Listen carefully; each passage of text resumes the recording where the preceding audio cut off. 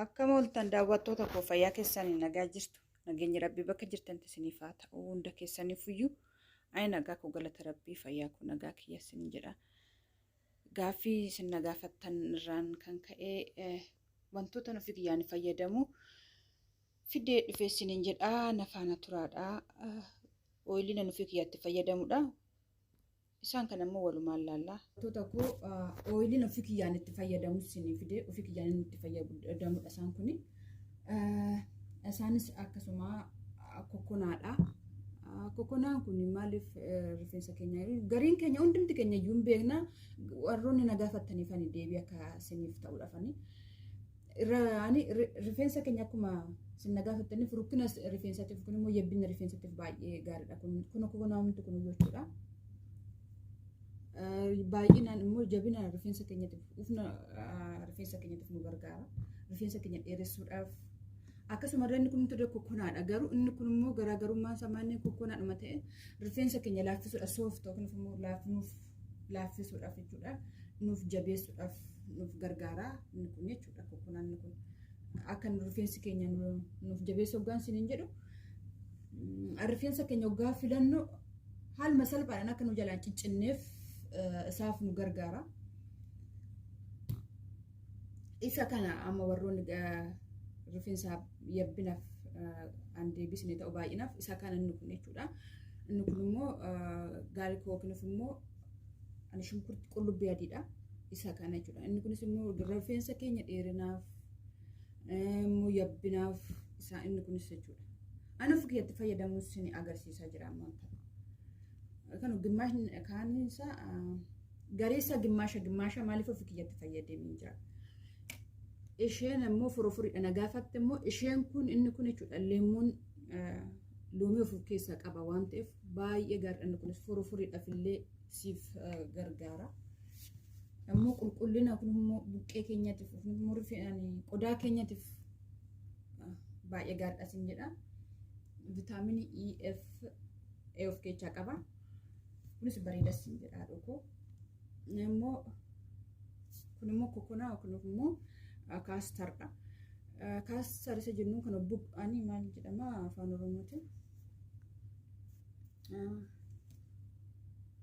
Kaastar isa jennu kan maal akka hin beeku. Qobboodha manatti fakkaate qobboodhama. Inni kunis bareeda rifeensa keenya baay'inaaf jabinaaf isa kanaaf nu gargaara. Dheerinaaf kanaafuu itti fayyadamaa isin jedha warroonni na gaafattaniif kanas isin jedha. Kan immoo kokonaa oolii fi abidha maal afaan Oromootiin hin beekamne. Inni kun immoo isaan keessa baay'ee gaariidha argaanu. Inni kun baay'ee gaarii isaan hunda keessayyuu ana garuu baay'ee itti fayyadama yeroo baay'ee inni kun immoo baay'ee gaariidha. Kanaafiyyuu isaan kana hundayyuu haalonni ani fi kiyyatti fayyadamu. Isaan hunda keessaa immoo ishee kana bakka hundaatti hin argattan garuu alumira ishee kana bakka hundaatti hin argattanii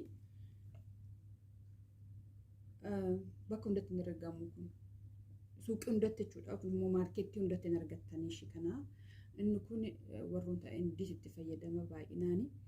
Baay'ee rifeensa keenyaaf baay'ee ani ishee kanarraan faayidaa hedduu argadhe. Kanaafiyyuu itti fayyadama warroonni rifeensa keessan haphinaaf dheerinaaf warroonni barbaadan maaliif isaan kana hunda isaa of keessatti qabatee jira inni kun jechuudha. Kanaafiyyuu baay'ee of ani vitaaminiiwwan baay'ee of keessaa qaba isiniin jechuu barbaadini. Isa kana hunda isaaniiyyuu caalaa akkasumallee gatiidhanis akkasuma immoo bakkee hundatti hin argamu kun jechuudha. Innaa kanas hin jedha isaan kan hundayyuu waliin makiin immoo waliin laallaa.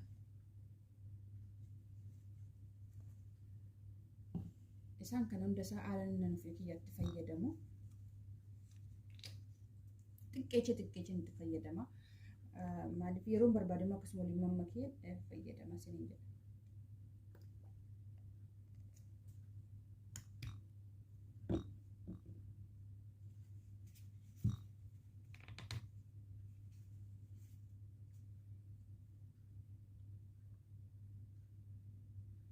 maaliif ani ooyilii dhuma tokkichaan dibatina waliin makaa qaamuma maanuma mana qabdaniin qibaata lama sadi akkasii waliin makaati fayyadamaa malee yeroo tokko qibaatuma tokkicha irratti ilaaltanii rifeensi kiyyanaaf jijjiiramuu diddee yookiin munaaf dheerachuu diddee jedhinaa maaliif laazim akkuma keenyaa kana akkuma nu nyaata barbaadnu rifeensi keenyas kunuunsa barbaada nyaata barbaada kanaafiyyuu yeroo tokko rifeensi keenya dheerachuu diddee suuta dheerata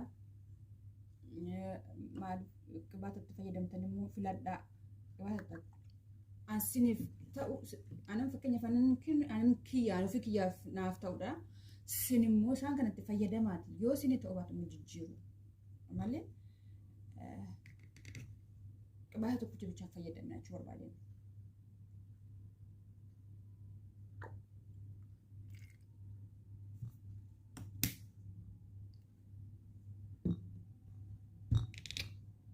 isaan kanan domayyuu yeroo hunda akkasitti lummaa keetaniin gara rifeensa kootitti dibadha.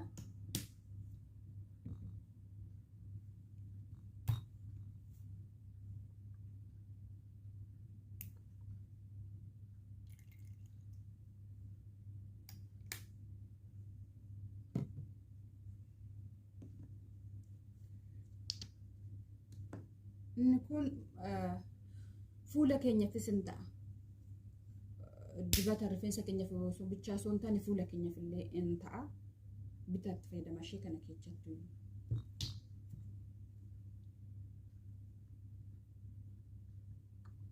Ishee kana xiqqeessanii godha maaliif baay'ee fuula qaba waan ta'eefan.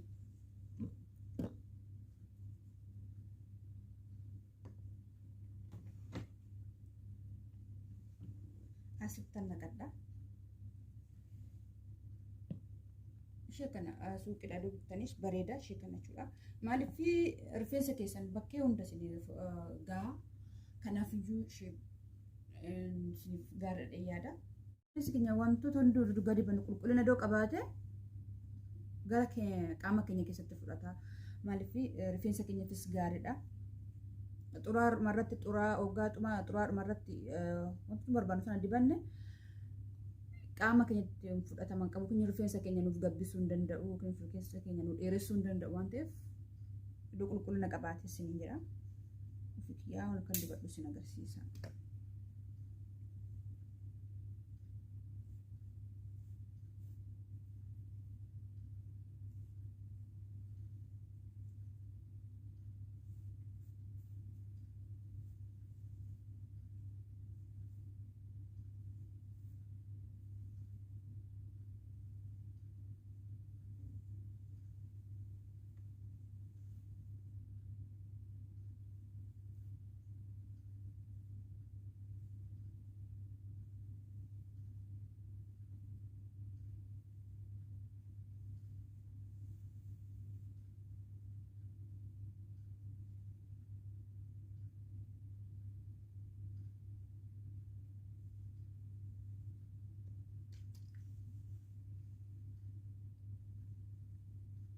Maaliif isin gargaara seetan kun qibaan akka bakkeetti isin jalaan gannam'ineef yookiin immoo rifeensa keessaniifis waan hundaafiyyuu baay'ee gaariidha isheen tun jechuudha.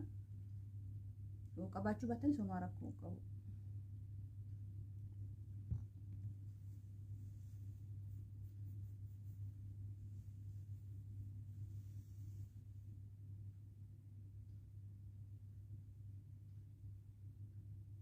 Urgaan isaa baay'ee namatti tola.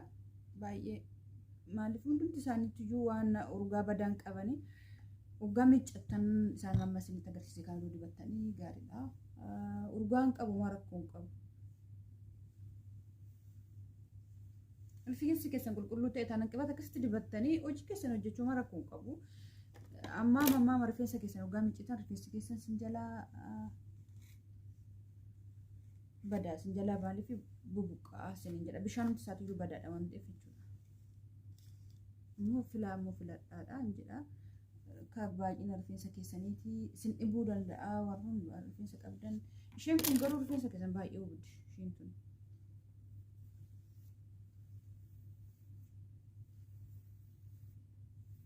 dursa isa kana filaatee isa kana illee akkas maaliif akkas taasiseetan akka ooyilii fi rifeensi kiyya wal argataniifan beektanii kanaafan malee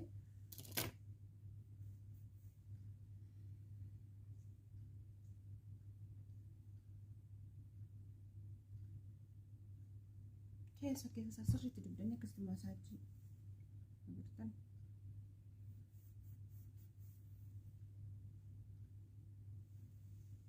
Akkasitti dibdanitti achumatti immoo deebistanii dhooftu. Boris immoo akkasumatti hiiktanii guyyaa 2 guyyaa 3 ofirra tursiistanii akkasumatti immoo hiiktanii dibdanitti immoo achumatti gaamoo xuraa immoo wantoota biraa dibattanitti miiccitu. Malee akkas kun torbee tokko torbee 2 sanirra taa'e taanan dabbasaan maaliif nu jalaa caccabnere maaliif nu jalaa hin dhumnere hin dhuma. Kanaafiyyuu ankiimti kiyyarree haphee dhala bakkee tana ammaan taanaaf biqiluu qabde malee hin jiru. Sheelaa yookiin immoo shaashinarraa fixee jira jechuudha. Kanaafiyyuu warroota gaaffii keessaniif deebii taa'ee yaada immoo yeroo biraa immoo gaaffii keessaniif deebii quubsaa ta'e yookiin immoo deebii gaarii ta'e isiniif kan qopheechaa. Kana isiniin jedha buloota.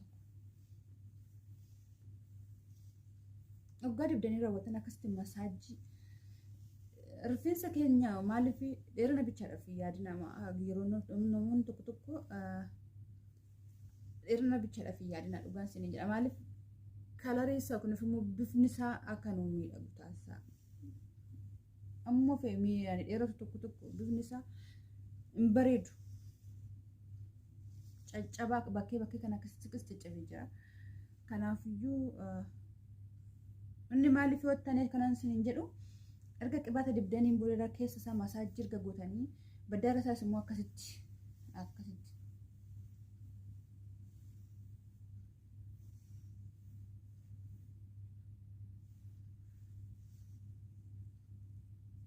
rifeensa keessan yommuu tokko foomaan isinitti tokkosina amma miicitan in tokkosina maybe waggaa gara alaatti baatan yookiin immoo ganama bira deemtan illee yeroo tokko darbee yoo ta'e haa ta'u mana keessa gisee teechan yeroo hundaan tokkosina mataa keessan akkatti namarraa fixu ho'isa naa kana isiniin jedha boota kun isiniin himu. Bakkee gara olii kanas bichaa osoo hin taane immoo akkasitti gara tanaattis akkasitti diba.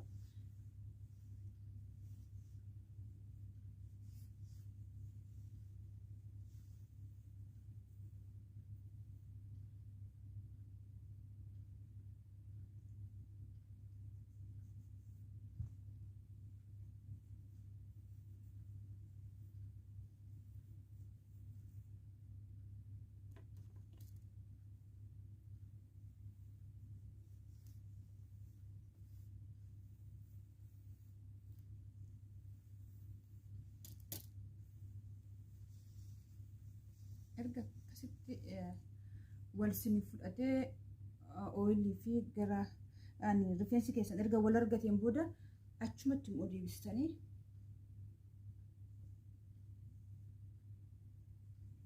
garuu xurii qabutti hin dibatinaa rifeensa keessan shaggaa miti.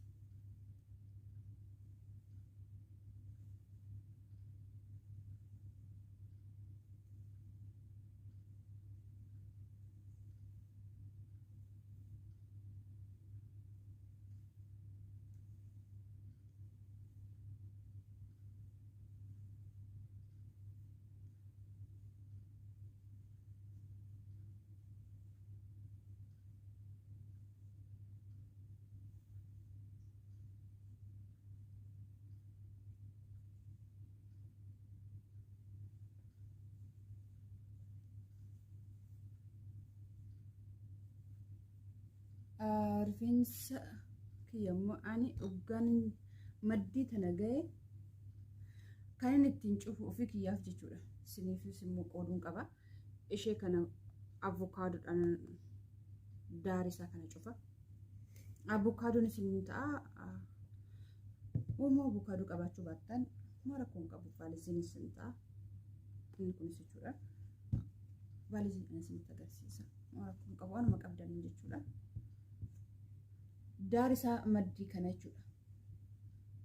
Homaa waan sin ulli gisee sin tokkosiisu hin qabu. Waggaa hiikkattan akkatti inni miidhagu gara barbaadan waggaa deemtan ishee kana hiiktaniituma bakka affiltanii gara deemtumaa rakkoon qabu. Maaliif hin urgaa'u jechuu barbaadanii ooyilii isaa waan urgaa'u miti.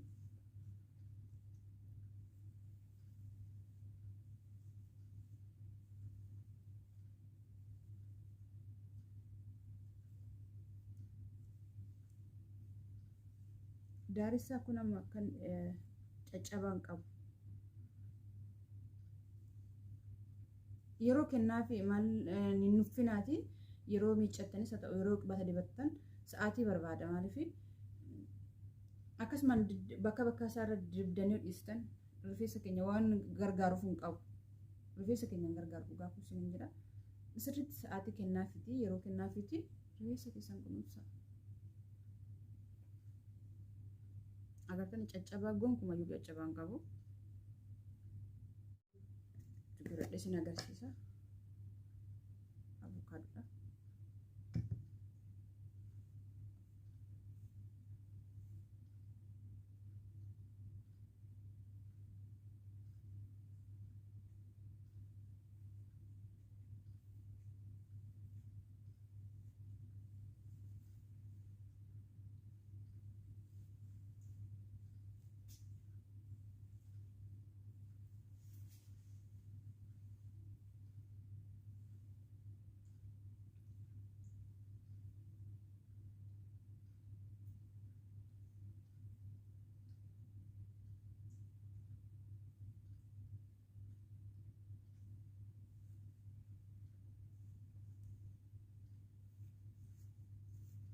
Video isinitti dheerachuun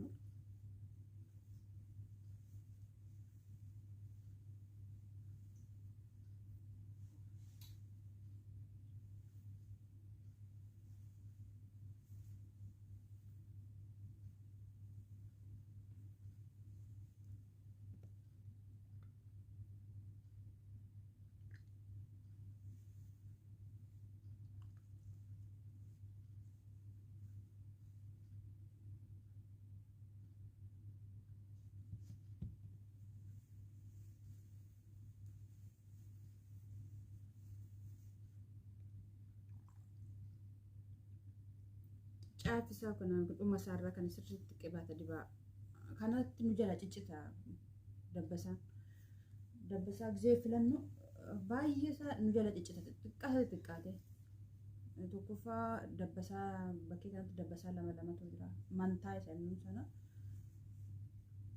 immoo lammaffaa immoo gogiin irraan immoo ani ciccituun jira gogiina kun immoo nu jala goggogee jechuudha isumarraan immoo nu jala ciccituu danda'a isin jedha. Kanaafiyyuu bakkee hundayyuu sirriitti qubsinee laannee fi qibaata baay'ee gaariidha.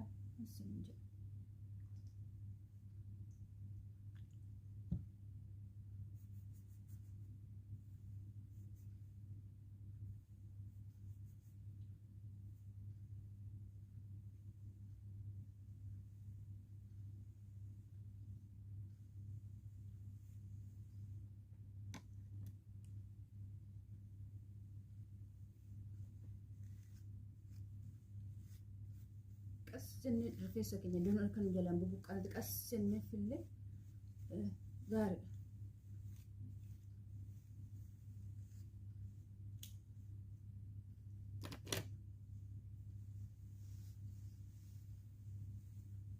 Immoo waliin hangaa akka qirraannii fi rifeensi koo wal argatu jechuudha.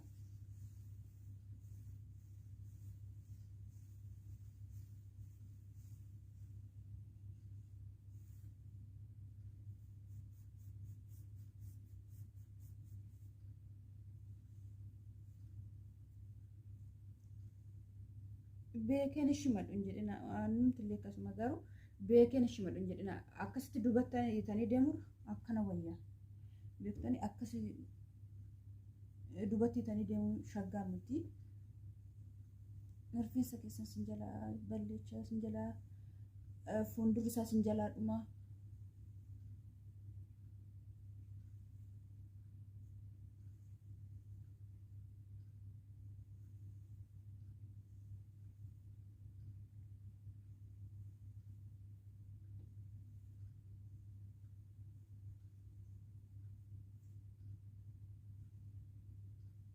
baay'istanii hin jabeessina ugaa shimattan jechuudha akkasitti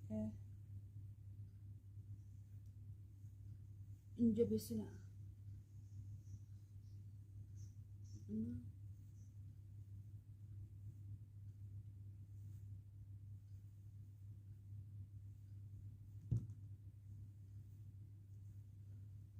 kananaaf dhufee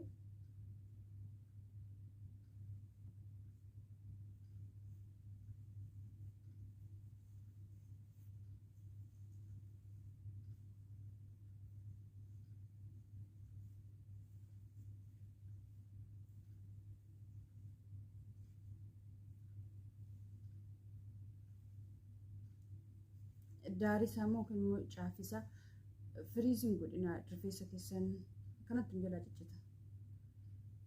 Min jabeessinaas hanganni kuma isaatitti dhaati.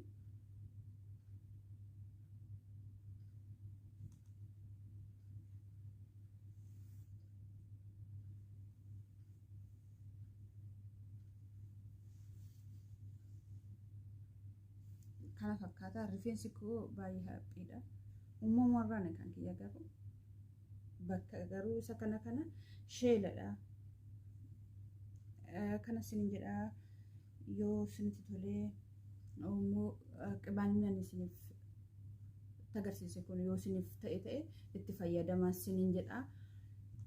Viidiyoo kosoo jaalatan immoo laayik naaf godhaa, sabiskiraayib naaf godhaa sinin jedha.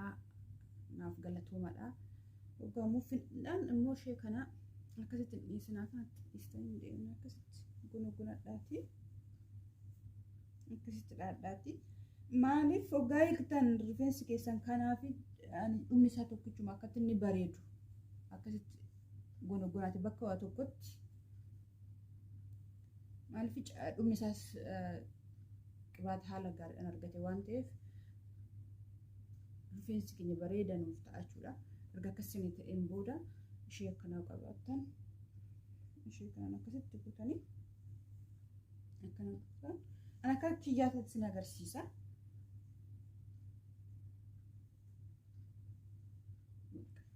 Xiqqashuu waan rifeensi hin jiru fakkaatu. Kanaafiyyuu akkasitti mana keessatti akkasitti hojjedhani. Kanas sinin jedha viidiyoo koo jaalattan laayik naaf godhaadha, sabiskiraayib naaf godhaadha. Itti fayyadamaa sinin jedha baay'ee gaariidha. Qibaan isin agarsiise kun baay'ee bareedaadha. Immoo urgaan isaas baay'ee das namadha. Waan ugaa bakka hojii deemtan waan sin kunis immoo sin saalfachiisuun qabuun xiraattan jechuudha. Kana sinin jedha daawwattoota tokko viidiyoo koo jaalattan laayik naaf godhaa, sabiskiraayib naaf godhaadha. Fayyaa ta'aa nagaa naaf turaadha. Baay'ee.